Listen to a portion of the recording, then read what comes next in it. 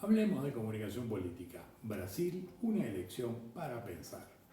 Quiero comenzar ofreciendo excusas porque esta videocolumna que está saliendo el día de hoy estaba prevista para los miércoles, que es su día regular, pero por razones ajenas a mi voluntad no me fue posible sacarla el miércoles. Así que vamos allá.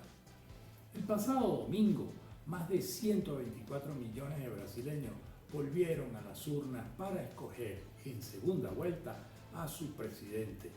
Y allí se la disputaron el presidente en ejercicio, Jair Bolsonaro, y el expresidente Lula da Silva, ambos catalogados como los políticos con los mayores niveles de rechazo por parte de la población.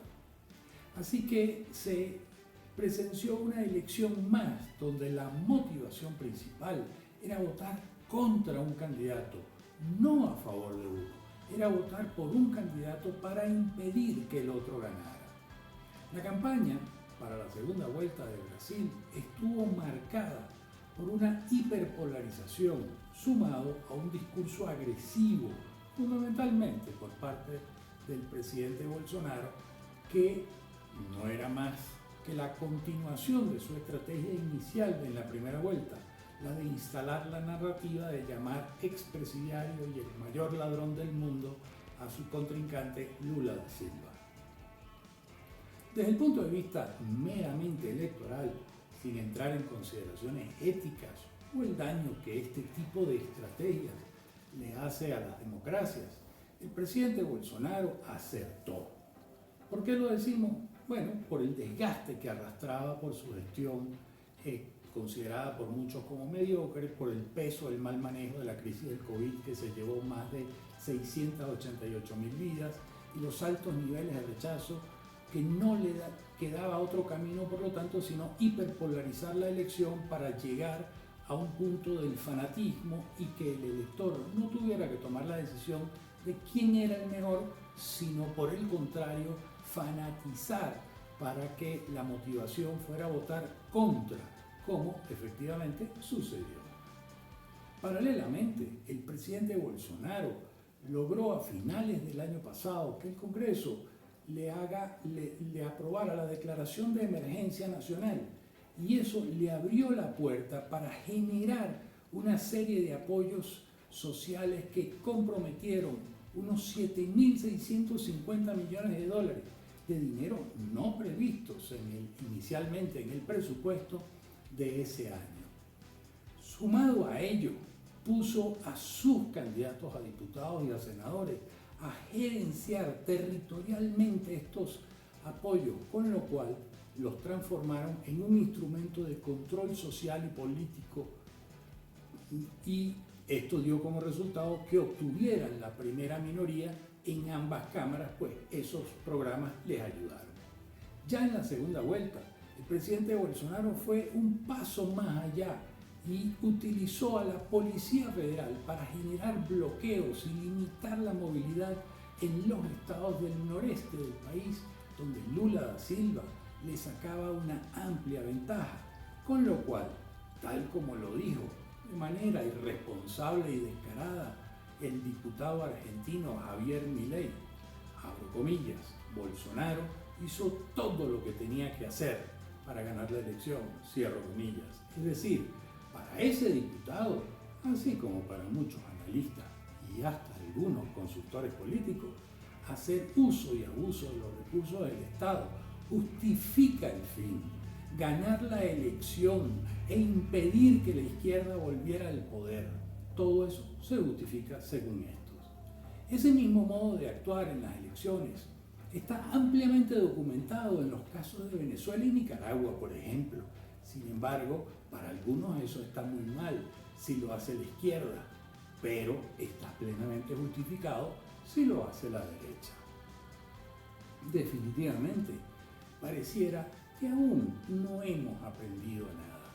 La pandemia, con toda su tragedia, debería haber logrado que las sociedades fueran más solidarias, justas, empáticas y sobre todo respetuosas de los demás y de las leyes, pero pareciera que no ha sido así.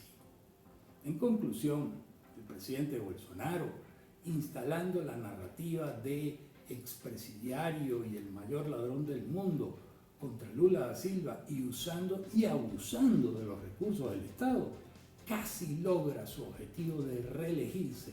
Sin embargo, es el primer presidente de Brasil en no lograrlo en la historia democrática de ese país. La campaña de Lula, por otro lado, tuvo un enfoque distinto. Si bien fue sometido a 26 juicios y fue declarado inocente, o los juicios fueron anulados por inconsistencia, falta o nulidad de pruebas o ineptitud.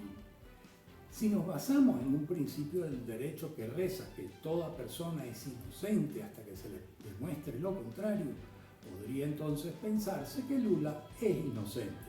Sin embargo, el expresidente Lula da Silva, además de haber estado 580 días en la cárcel hasta que su juicio fue anulado, sí fue juzgado y sentenciado en los tribunales de las redes sociales y de los medios de comunicación social, con lo cual la percepción de que es culpable se consolidó y en buena medida se debe a la estrategia de Bolsonaro.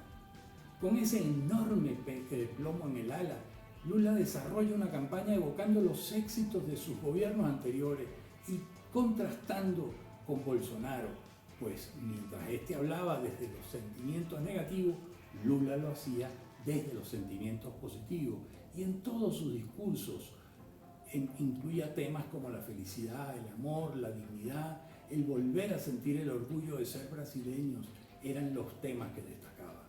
Durante la segunda vuelta, además, mantuvo esa misma línea, pero debía tratar de conquistar, y evidentemente lo consiguió, un segmento muy específico que en la primera vuelta de la campaña Lula no tocó por considerar que era territorio de Bolsonaro. Nos referimos al voto evangélico. En esta ocasión fueron por el voto religioso. Primero incorporó en todas sus intervenciones a Dios, en 2 o 3 ocasiones en cada discurso. Con ello ratificaba a los católicos que él estaba allí, pero en paralelo hicieron una microsegmentación sobre los electores evangélicos, definiendo los polígonos donde había mayor presencia de estos, creando además más de 200 grupos de WhatsApp que diariamente respondían preguntas y dudas de estos electores sobre las creencias religiosas y las políticas a implementar en un eventual gobierno de Lula da Silva. Esto sin duda ayudó a marcar una diferencia que, sumado a las alianzas hechas con los otros candidatos que no concurrieron en la segunda vuelta, le dio un margen inferior a 2 puntos porcentuales, pero que le permitió no solo ganar la elección, sino ser el candidato más votado en la historia de Brasil.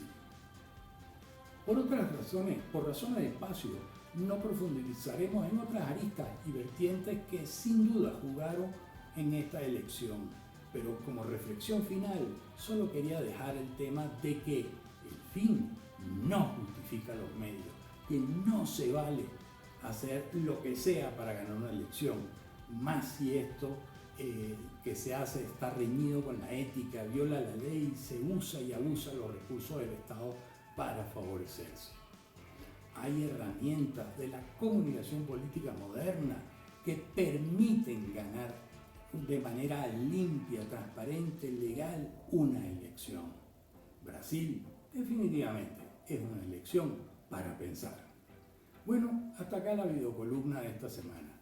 Así que estaré muy atento a sus comentarios en las redes sociales. Así que nos vemos.